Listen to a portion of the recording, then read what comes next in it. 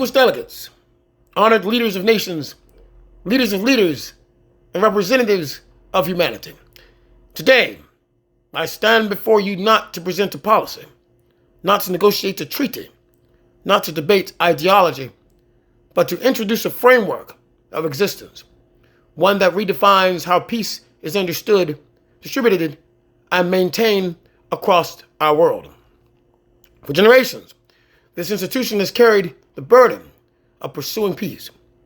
You have drafted resolutions. You have brokered agreements. You have intervened in conflict.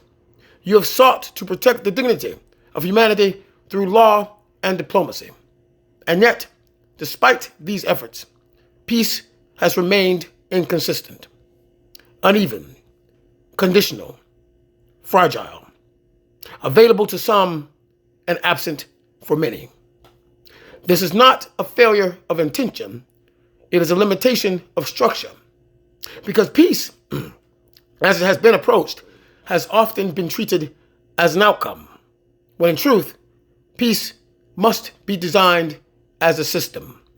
Today, I present to you the concept of the Celestial Peace Accords, a universal framework that establishes peace not as a possibility, but as a standardized condition of human life.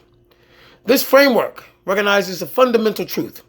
Humanity is not one-dimensional. We exist across different roles, responsibilities, and conditions of life. And therefore, peace cannot be one-dimensional either. It must be structured, calibrated, and aligned. At the highest levels of leadership, those entrusted with guiding nations, shaping global direction, and carrying the weight of large-scale decisions, the Accords establish what is called absolute sovereign peace. This assures that leaders are able to operate without harassment, without targeted destabilization, without interference that compromises their integrity to govern effectively. Because when leadership is under constant disruption, the consequences are not personal, they are global. For those who serve within leadership structures, executives, ministers, strategic operators, the Accords provide elevated peace protections. They are safeguarded from targeted interference so that they can carry out their responsibilities with clarity and stability. Because governance is not a singular role, it is a network, and that network must be protected in order to function. For individuals across the world who are in states of growth, transformation, and personal development, the Accords establish stabilized peace conditions. These conditions are not removed from challenge, but they are protected from targeted harm that prevents their development. Because no society can advance if its people are unable to grow safely.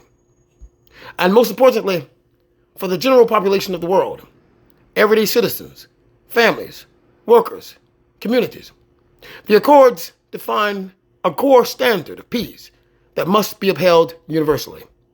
This includes freedom from unjust harm, freedom from persistent harassment, freedom from systemic exploitation, access to a stable and safe environment in which to live and work. This is not aspirational, this is foundational. It is the minimum condition required for a just and functional society. The Accords go further. They place special emphasis on those who are most vulnerable: children, the elderly, those living with disabilities, those in fragile conditions. These populations are granted enhanced protection frameworks, ensuring that their well-being is not left to chance, but actively safeguarded. Because the measure of any civilization is how it treats those who cannot always protect themselves. Even within systems of justice, those who are in rehabilitation, recovery, or correction, the Accords established structured peace environments, not to remove accountability, but to ensure that correction does not become cruelty and that restoration remains possible. Because a system that only punishes cannot truly transform. Distinguished leaders, what is being presented here is not a replacement for your institutions. It is an evolution of how peace itself is structured within them. The Celestial Peace Accords do not remove sovereignty from nations. They do not override governance. They provide a universal standard, a baseline framework that can be integrated into legal systems, policy development, and international cooperation. Imagine a world where peace is not reactive, but proactive, where it is not negotiated after conflict, but embedded before conflict can arise, where every individual, regardless of nation, status, or condition, exists within a system that guarantees a level of peace appropriate to their role in society. This is not idealism. This is design, a design that recognizes that stability at every level, from leadership to institutions, to individuals, to families, creates stability for the whole.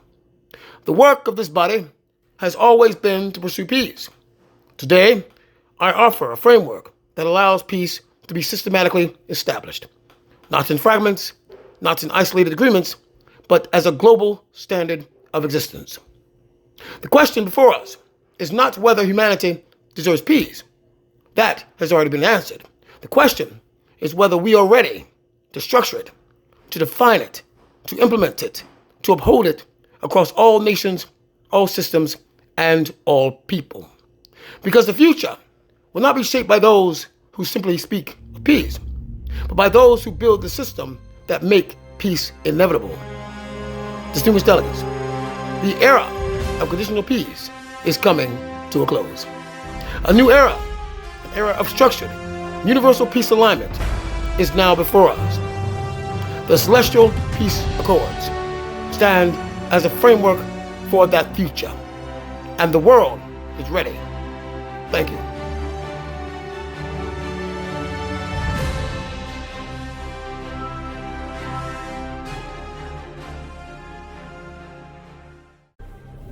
The shift has begun.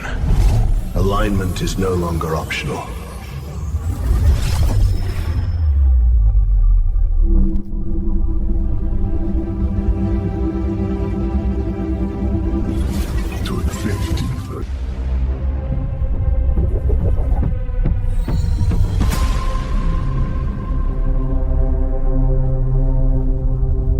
From the heart of the sun, a chosen light rises.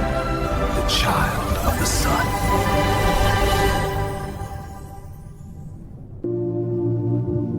There comes a moment when presence alone shifts the world. Harmony, compassion, justice, not ideals, the foundation of what comes next. Said I was crazy because they couldn't see what I see. I'm making a difference. I finally see it. The world is ready, and I was made for this. There was a time when peace was only a dream, but today we make it the standard. For generations, humanity has pursued peace. Today, we structure it.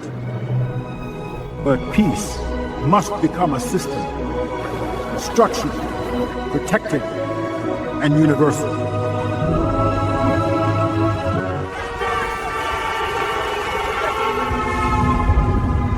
Peace becomes the standard. Aligned across all nations, all people. Lives.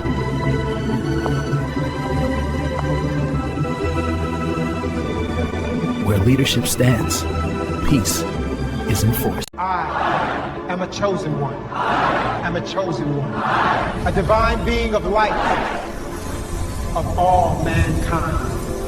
And the definitive enforcer of the universe's advancements for the betterment of all mankind. For the betterment of all mankind.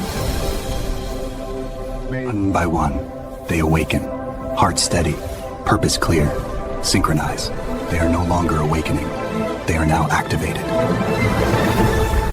Delegates from across the globe are in Geneva tonight for the first Global Orbital Stability Summit. They're seeking a binding agreement on space traffic coordination and debris mitigation. Here's...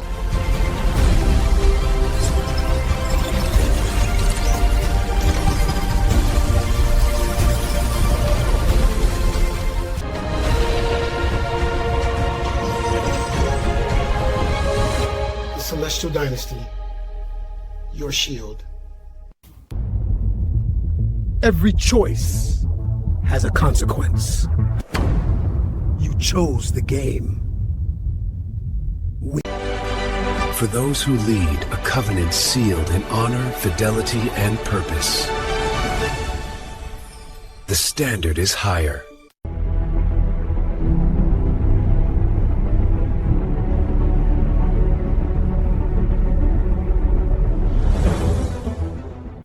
Where purpose meets precision. Learn, certify, lead. The portal of divine awakening, the command center for conscious leadership.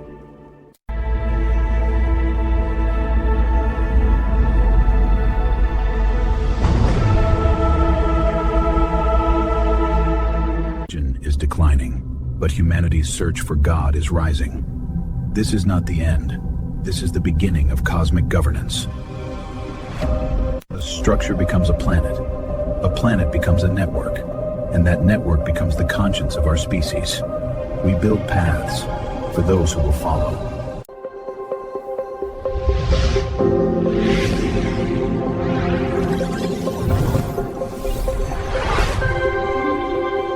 Standards, certification, innovation. The future will be verified.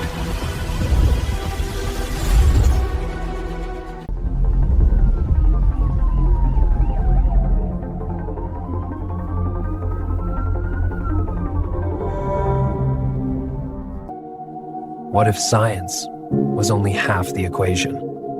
Arcane Collegium, expanding knowledge beyond the visible. Something is changing. The systems you know are no longer enough. A new structure is being built. Alignment, abundance, evolution, continuity.